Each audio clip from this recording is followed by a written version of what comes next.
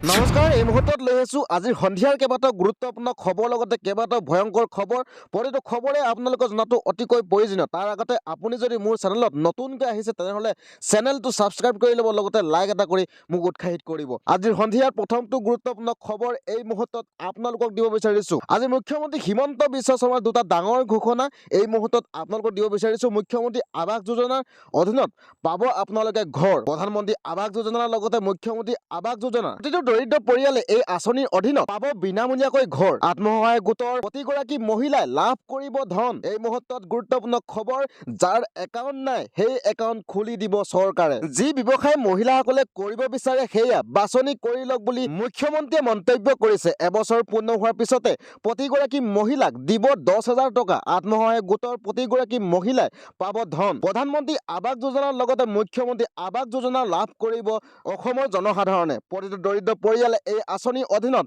পাব বিনামূলীয়াকৈ ঘৰ আৰু আনফালে পৰৱৰ্তী খবৰ আজিৰ সন্ধিয়াৰ বেংকৰ গ্যাৰাণ্টি নোহোৱাকৈ প্ৰতিজন যুৱক যুৱতীক 2 লাখ টকাকৈ ঘোষণা কৰিছে মুখ্যমন্ত্ৰী হিমন্ত বিশ্ব শৰ্মাৰ ডাঙৰ ঘোষণা এই মুহূৰ্তত নিবনুৱা যুৱক যুৱতীৰ একাউণ্টত জমা হ'ব 2 লাখ টকা 2 লাখ যুৱক যুৱতীয়ে লাভ কৰিব 2 লাখ টকা আত্মসংস্থাপনৰ বাবে হিমন্ত চৰকাৰে যুৱক যুৱতীসকলক দিব 2 লাখ টকাকৈ তিনিটা কিস্তিত পাব এই ধন কোনো বেংকৰ নালাগে গ্যাৰাণ্টি একো নোহোৱাকৈ পাব আপুনি এই 2 লাখ টকা এতিয়া আপুনি আবেদন কৰক বেংকৰ গ্যাৰাণ্টি নোহোৱাকৈ প্ৰতিজন যুৱক যুৱতীয়ে 2 লাখ টকাকৈ পাব মুখ্যমন্ত্ৰী হিমন্ত বিশ্ব শৰ্মাই ঘোষণা কৰিলে আৰু আনফালে পৰৱৰ্তী খবৰ মোদী যুগৰ পতনৰ আৰম্ভণি হৈছে এই মুহূৰ্তত ভয়ংকৰ মন্তব্য প্ৰকাশ কৰিছে যাক পাপু বুলি কৈছিল এতিয়া সেই পাপুৱে মোদীক বুকু কপাইছে আদানীক লৈ এতিয়া বিজেপি বাচিব নোৱাৰিব আদানীয়ে বিদায় ল'ব লাগিব লগতে মোদীও বিদায় ল'ব লাগিব বুলি মন্তব্য প্ৰকাশ কৰিছে প্ৰতিবাদথলীত বহি অখিল গগৈয়ে এইবাৰ হুংকাৰ দিলে তেওঁ ক'লে যে মোদী যুগৰ পতনৰ আৰম্ভণি হৈছে এতিয়া আৰু আনফালে পৰৱৰ্তী খবৰ আজি সন্ধিয়া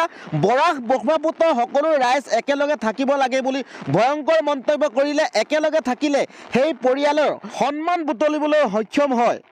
বৰাক ব্ৰহ্মপুত্ৰ মিলিজুলি আছো আৰু সদায় থাকিম বুলি মন্তব্য প্ৰকাশ কৰিছে মিলিজুলি থাকি এইখন বৰ অসম শক্তিশালী কৰিবই লাগিব একেলগে থাকি ভাৰতবৰ্ষৰ ভিতৰত অসমখনক শক্তিশালী ৰাজ্য গঢ়ি তুলিব লাগিব তাৰ বাবে প্ৰতিটো জনগোষ্ঠীৰ সজাগতা প্ৰয়োজন আছে বুলি মন্তব্য প্ৰকাশ কৰিছে অসম শক্তিশালী হলে ভাৰত শক্তিশালী হ'ব আমি অসমত সকলোৱে মিলা প্ৰীতিৰে বাস কৰি আছো বুলি মন্তব্য প্ৰকাশ কৰিছে মানৱতা দৃষ্টিভংগী আমি আগবাঢ়ি যাব লাগিব বুলি কৈছে ডিব্ৰুগড়ত ভাষণ প্ৰসংগত এই মন্তব্য কেন্দ্ৰীয় মন্ত্ৰী সৰ্বানন্দ সোণোৱাল আৰু আনফালে পৰৱৰ্তী খবৰ বিজেপিয়ে ভয় খাইছে দেশৰ অৱস্থা কি কৰি পেলালে বিজেপি চৰকাৰে ভাৰতৰ ইতিহাসত আটাইতকৈ দুৰ্নীতিপৰায়ণ প্ৰধানমন্ত্ৰী বুলি অভিহিত কেজৰিৱালৰ মোদীৰ পঢ়া শুনাক লৈ খুৰধাৰ সমালোচনা কৰিছে অৰবিন্দ কেজৰিৱালে বিজেপি অহংকাৰে আকাশ চুইছে বুলি মন্তব্য কেজৰিৱালৰ পুৱাৰ বাবে সন্ধিয়ালৈ কেৱল কাৰাগাৰলৈ প্ৰেৰণ কৰি থকাই লক্ষ্য বিজেপিৰ প্ৰধানমন্ত্ৰী নেতৃত্বত সমগ্ৰ ভাৰতত ধ্বংস কৰাৰ প্ৰক্ৰিয়া চলিছে এই বুলি ভয়ংকৰ মন্তব্য কৰিলে সদনত বিজেপিৰ বিৰুদ্ধে গৰজি উঠিল অৰবিন্দ কেজৰিৱাল তেওঁ মন্তব্য কৰে যে বিজেপিয়ে ভয় খাইছে বুলি